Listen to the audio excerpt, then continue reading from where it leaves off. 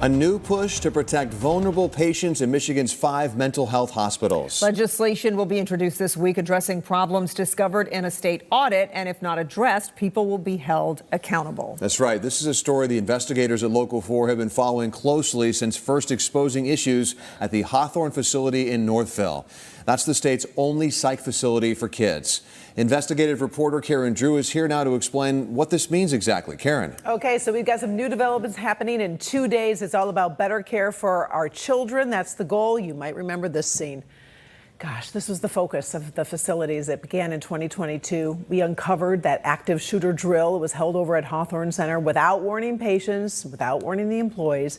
Many people believe there was actually a real gunman in this situation. They called 911 fearing for their lives. So that was how this first story broke, and there was attention on Hawthorne. Now, since then, the facility was closed, torn down, new facility being built. But in the meantime, the kids were moved to the Walter Reuther Hospital. The problem didn't end there. We stayed on top of it. If you recall, the state auditors general dropped its report, finding nearly 30% of complaints allege abuse, neglect, serious injury, or death were not retrieved or acted on until 2 to 12 days after that complaint was filed. The state is supposed to respond within 24 hours.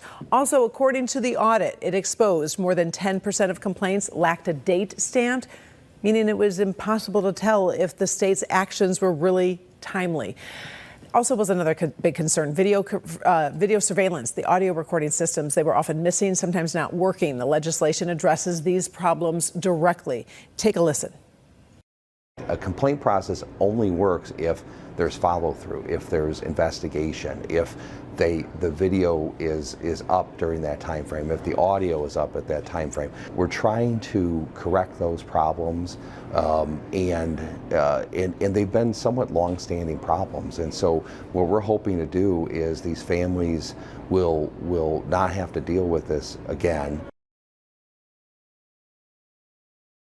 So, Karen, you mentioned that they tore down the old building, rebuilding it. When are children expected to be in that building and move back in there? Right, and they're supposed to open that this fall, but there are some concerns because remember when they moved them the first time and they put them in those ambulances? Yeah, and then the rooms weren't ready and the food was a mess. So that's kind of what the senator is concerned about in terms of having the facility be ready for our children who are dealing with mental health issues. And that's what I like to continue to remind people. It's like being re-traumatized all over again. And it's we're going to cover it. Obviously, we're going to make sure that these kids remain safe and are transported and taken care of the right way. Thanks for staying on top of it. Yeah.